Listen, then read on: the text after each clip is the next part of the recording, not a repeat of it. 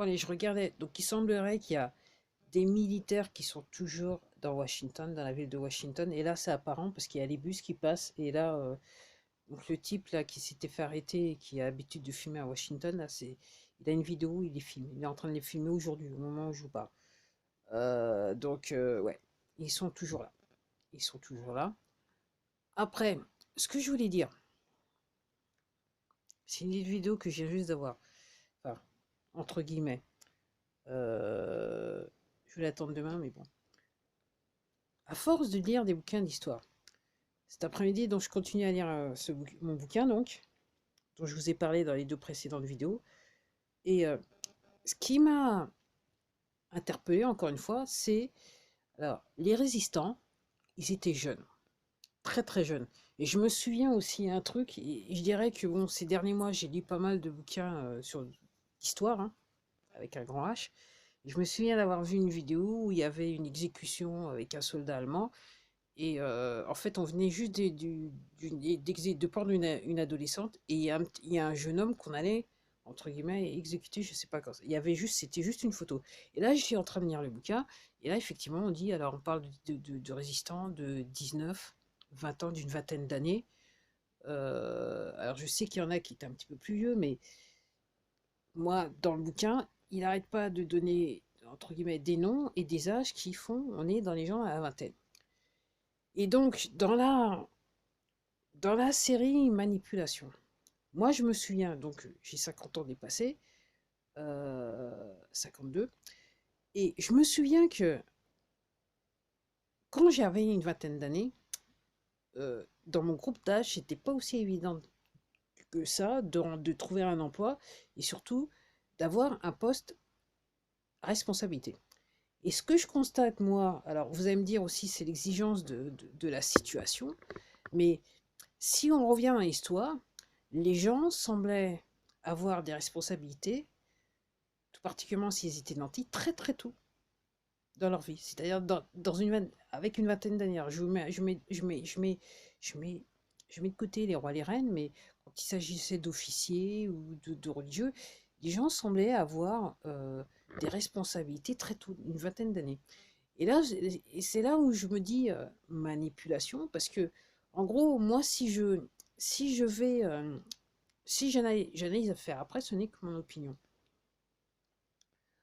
En poussant les jeunes d'une vingtaine d'années, parce que clairement, c'est là que vous êtes, entre guillemets, enfin, je dirais, l'exubérance de la jeunesse, et vous êtes, entre guillemets, vous avez une envie de vivre extrême, et donc c'est là peut-être où vous voulez réaliser le plus de choses. Et j'ai l'impression qu'en fait, on a manipulé les gens et poussé les gens, entre guillemets, quelque part, à gâcher leur jeunesse.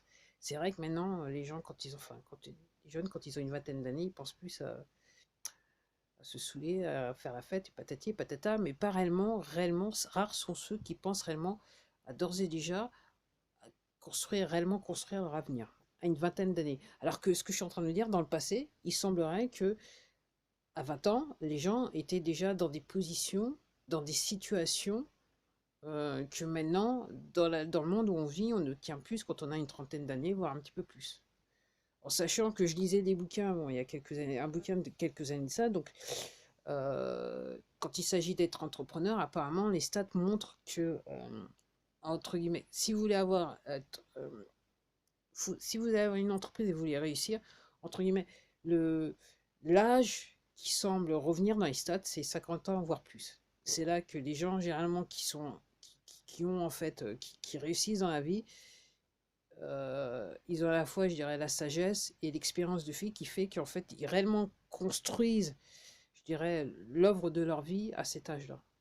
Donc après, c'est juste une impression. Comme je vous dis, moi j'ai l'impression qu'effectivement, alors le fait d'obliger les gens à faire des grandes études, à rester longtemps, je dirais, en situation de dépendance, alors que ce que je suis en train de vous dire, c'est que dans l'histoire, il semblerait que les gens, une fois qu'ils avaient franchi, ils étaient aux alentours de la vingtaine, ok, voilà,